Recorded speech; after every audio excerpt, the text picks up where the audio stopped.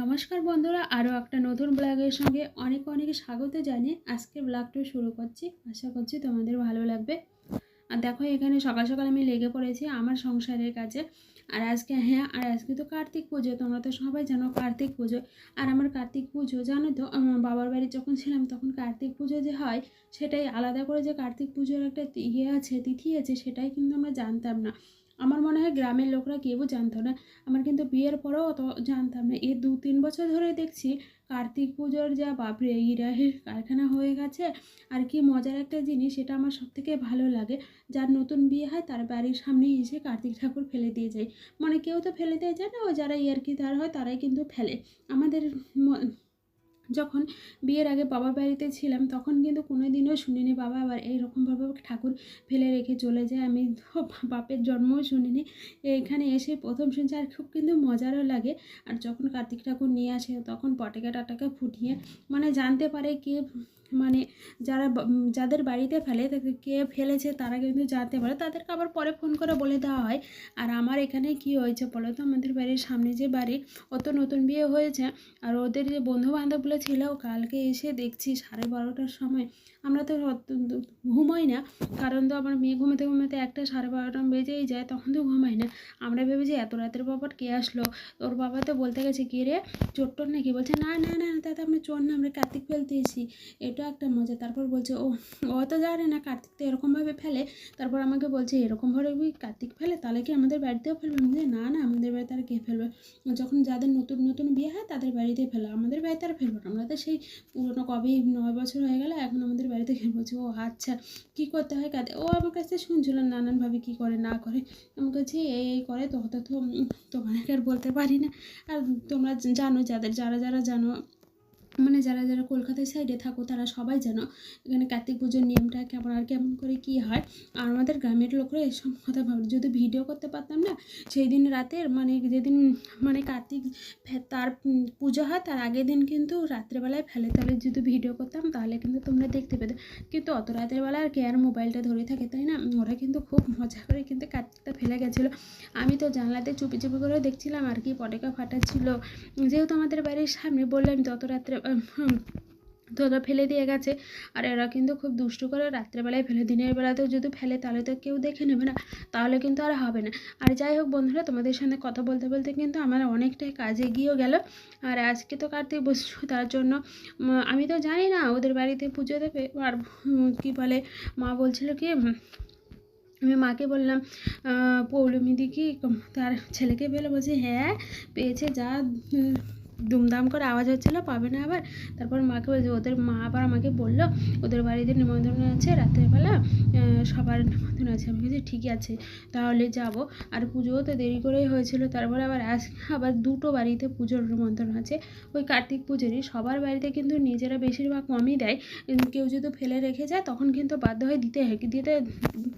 ঘরে দরজায় যদি কেউ কার্তিক চলে আসে তাহলে তো পুজো দিতেই হবে, তাই না?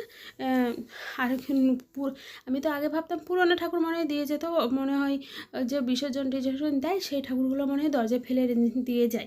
কিন্তু না না, যারা ইয়ার্কি যারা বন্ধু বান্ধব তারা কিন্তু নতুন ঠাকুর কিনে নিয়ে এসে কিন্তু দরজায় ফেলে রেখে যায়। আমার কিন্তু এই বিষয়টা খুব মজারই লাগে, আর দেখতেও কিন্তু খুব সুন্দর। আর দেখো এদিকে তো কাজ করেই নিচ্ছে, সকালে যেসব কাজগুলো করতে হয় সেগুলো তো করতেই হবে, তাই না?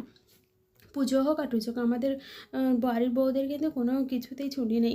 পুজো হোক, অনুষ্ঠান হোক, যা কোনো অনুষ্ঠানই হোক না কেন, কোনো দিনও কিন্তু ছুটি নেই। আমাদের মতন হাউস ওয়াইফদের কোনো দিনই ছুটি নেই।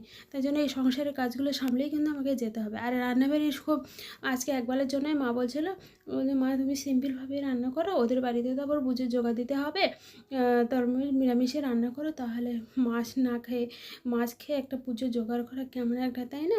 তার জন্য মা বলছিলো নিরামিষ রান্না করবো একবেলার জন্য, মার জন্য একবেলার জন্য রান্না করছে।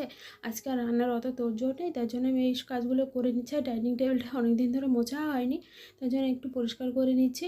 আর এগুলো তো ঝাড়তেও হবে। আর মেয়ের বার্থডে তো খুব তাড়াতাড়ি চলে আসে, আর মেয়ের বার্থডের ব্লগ তোমাদের সাথে শেয়ার করবো। এখনও তো দেরি আছে, 10-12 দিন দেরি আছে, শেয়ার করবো না, আস্তে আস্তে সব কিছু শেয়ার করবো।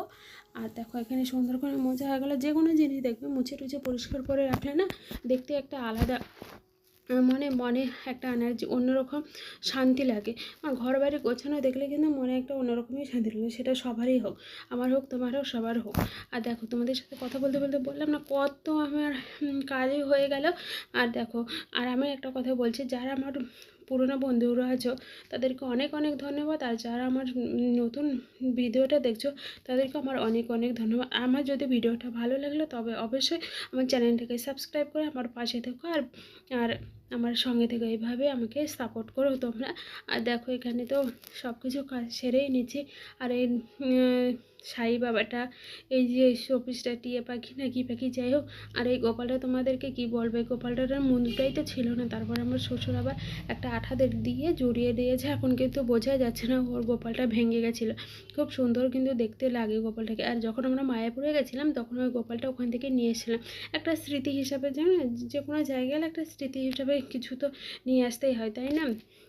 আবার এই জায়গায় গেছিলাম, দেখো এই জায়গাটাতে আমার এত সুন্দর লাগে, খুব সুন্দর লাগে কিন্তু এই জায়গাটা। আর বুদ্ধটার জন্য আরও বেশি ভালো লাগে। ওই যে তোমাদেরকে বললাম আজকে তো কার্তিক পুজো, তার জন্য যদিও ভিডিওটা দুদিন পরে যাচ্ছে কিন্তু কিছু করার নেই।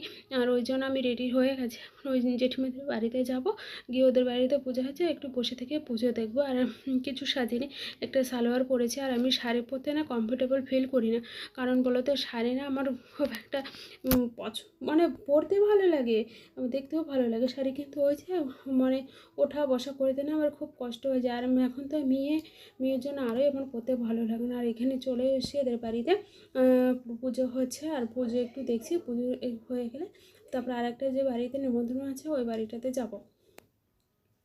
আর এখানে পুরো কিন্তু আজকে পুজো হয়ে গেছে, এখানে 7:30 থেকে পুজো শুরু হয়ে গেছে। আর পুজোটা শেষ হলে বললাম না একদিনে দুটো বাড়িতে নিমন্ত্রণ আছে, ওই বাড়িতে খাবারের নিমন্ত্রণ, এই বাড়িতেও খাবারের নিমন্ত্রণ, কিন্তু একটাই তো পেট বলো, দুটো তোর ভগবানের পেট দেয়নি, তাই জন্য কোথায় কী খাবো।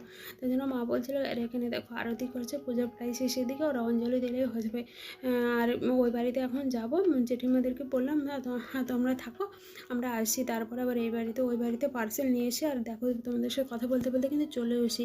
আর এখানে না রাত বলছি কেন, ওখানে তো পুজো করতে করতে রাত হয়ে গেছিলো, আর এখানে কিন্তু রাত বলছি কেন, দিনের সময় পুজো হয়ে গেছে, তার জন্য সব ফলমূলগুলো তুলে নিয়েছি। আর এখানে দেখো আমি দুটো পার্সেল নিয়ে নিয়েছি, এখানে মায়ের একটা আর আমার একটা, যেহেতু মার আমি এসেছিলাম সেই জন্য দুটো নিয়ে নিয়েছিলাম, পুজো যেহেতু ওই জন্য নিরামিষই কিন্তু।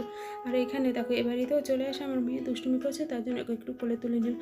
চলো বন্ধুরা আমরা প্রসাদ খেতে থাকি, তোমরা দেখতে থাকো ভিডিওটা কেমন লেগেছে অবশ্যই কমেন্ট করে জানো। বাই, টাটা, দেখার জন্য লাগে।